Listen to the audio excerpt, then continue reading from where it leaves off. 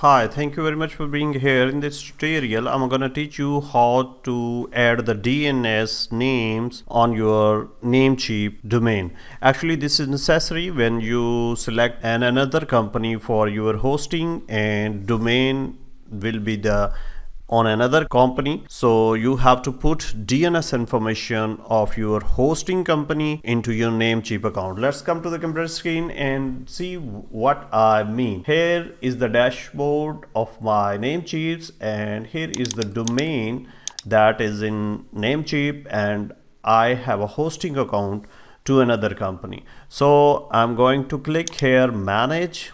Here you can see the option name service. So I have to put custom DNS here, and here you have to put the name of the hosting company DNS. Usually it is starting from in my case I have on GoDaddy, and I'm gonna put it here, and we'll put this here. These name servers you can get from your hosting company, so you have to save this.